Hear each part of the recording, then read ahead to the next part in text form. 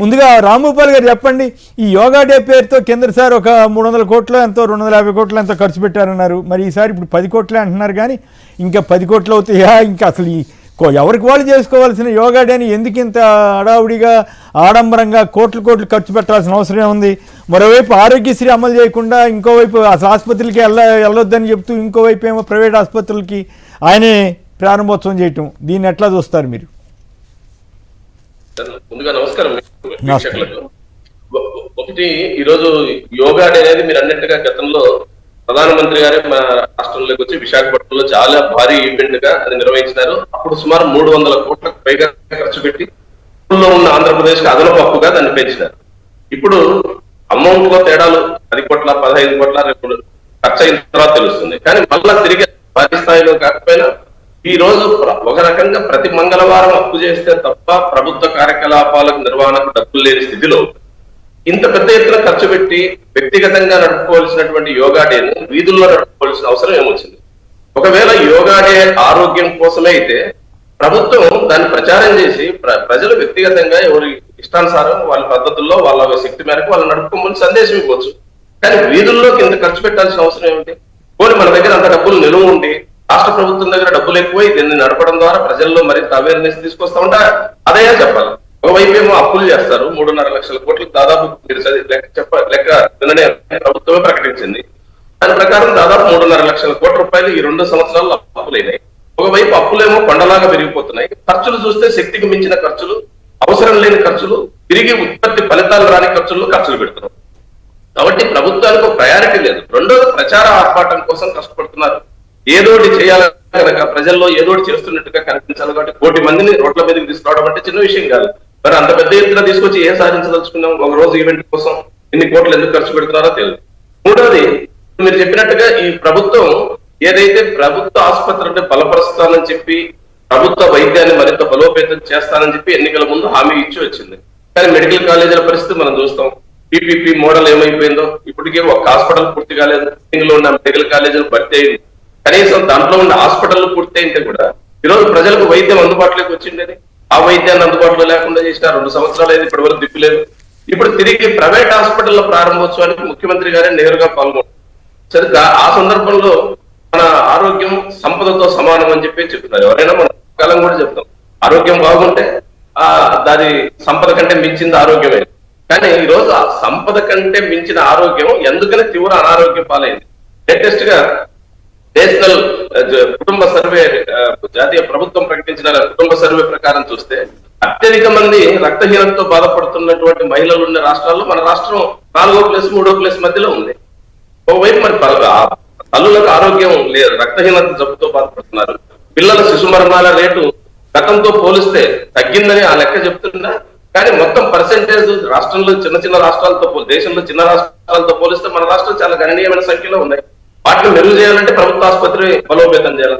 ఇప్పటికీ హాస్పిటల్లో పనిచేసే కాంట్రాక్ట్ వర్కర్స్ ఎవరైతే ఉన్నారో వాళ్ళను స్వయాన తెలుగుదేశం ప్రభుత్వం వచ్చిన తర్వాత రాయలసీమ జిల్లాలో అనంతపురం కానీ, కర్నూలులో కానీ, కడపలో ముఖ్యంగా దాంట్లో పనిచేసే కాంట్రాక్ట్ వర్కర్స్ అందరినీ బలవంతాన బయటికి గెంటేసి ఈ రోజు తన మనుషుల్ని అక్కడ వైద్యం అభివృద్ధి కావాలంటే ప్రభుత్వ హాస్పిటల్లో రెగ్యులర్ నియామకాలు చేయాలి కదా, అవి లేవు. ఇంకో విషయం లేటెస్ట్ గా తెలుస్తుంది, అది నిజాలు నిర్ధారించుకోవాలి. ఈరోజు 2 పిల్లలకు చాలు అని చెప్పేసి ఎవరైనా తల్లులు పోయి ఆపరేషన్ చేయించుకుంటే కొన్ని హాస్పిటల్లో ఆపరేషన్ చేయడం లేదు. ఎందుకంటే ముఖ్యమంత్రి గారు చెప్తున్నారు. విజయనగరం జిల్లాలో ఆ ఘటన జరిగిందండి. అక్కడ డాక్టర్ గారు నేను చేయను మూడో పిల్లలు కనాల్సిందే అన్నారంట. విజయనగరంతో పాటు నాకు నిన్న చెప్పింది గుర్తి సార్, అనంతపురం జిల్లాలో కూడా జరిగింది. ఒక ఎస్సీ కుటుంబానికి సంబంధించిన మహిళ 2 పిల్లల తర్వాత ఆపరేషన్ కానీ అదే హాస్పిటల్లో డెలివరీ అయింది. అక్కడ ఆపరేషన్ చేయమంటే లేదమ్మా మీరు 3-4 కనాలి ముఖ్యమంత్రి గారు చెప్తున్నారు అన్నట్టు. అంటే మీరు రాసివ్వండి, 3-4 కనవమని మీరు ప్రభుత్వం చెప్పినట్టు రాసివ్వండి అంటే రాసివ్వలేదు. తర్వాత డిశ్చార్జ్ చేసినారు. అందుకని ఈ రోజు ప్రభుత్వం ప్రయారిటీ వైద్యాన్ని అభివృద్ధి చేయడానికి కావాల్సిన పనులు చేసి ప్రైవేట్ హాస్పిటళ్లకు, ప్రైవేట్ కార్పొరేట్ ఆసుపత్రుల తరహా ప్రచారం చేస్తూ ఉపయోగం పెద్దగా ఉంటుంది. Right, okay. విష్ణు గారు చెప్పండి, మీరేమంటారు? సంక్షిప్తంగా దీని మీద మాట్లాడితే ఇంట్రెస్టింగ్ విషయం. పవన్ కళ్యాణ్ గారు గన్ కథ తర్వాత మళ్ళీ తాజాగా ఆయన చేసిన వ్యాఖ్యలు, కుల సంఘాలు, వీటన్నిటి మీద మాట్లాడదాం. అలాగే వెనుపోటు ఇష్యూ, వీటన్నిటిలోకి వెళదాం. ఏమంటారు? యోగా డేకి అన్ని కోట్లు ఖర్చు పెట్టాల్సిన అవసరం ఉందా? ఓ పక్కేం ఆరోగ్యశ్రీ నిర్వీర్యం చేస్తున్నారనే విమర్శలు, ఇంకోవైపు ఏమో ప్రైవేట్ అసలు ఆసుపత్రులకి వెళ్ళొద్దు అంటారు, ఆయనే ప్రైవేట్ ఆసుపత్రులకి ఇనాగ్రేట్ చేస్తారు. ఏంటి అంత కాంట్రడిక్టరీగా అనిపిస్తుందా, లేదు తప్పేం లేదా దాంట్లో?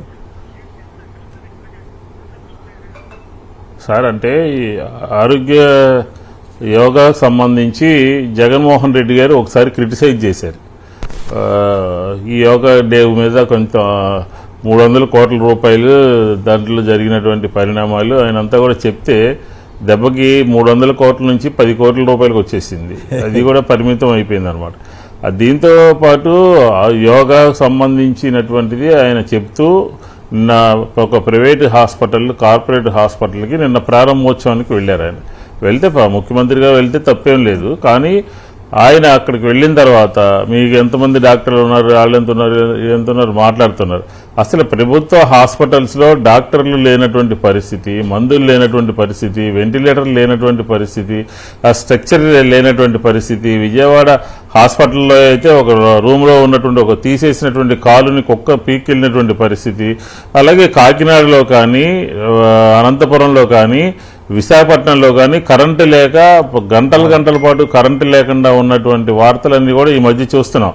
నాడు నేడులో హాస్పిటల్స్ అన్నీ జగన్మోహన్ రెడ్డి గారు తీసుకొచ్చినటువంటి పరిపాలనలో మార్పులు ఆ నాడు నేడు అంతా కూడా ఆపేసినటువంటి పరిస్థితి చూస్తున్నాం.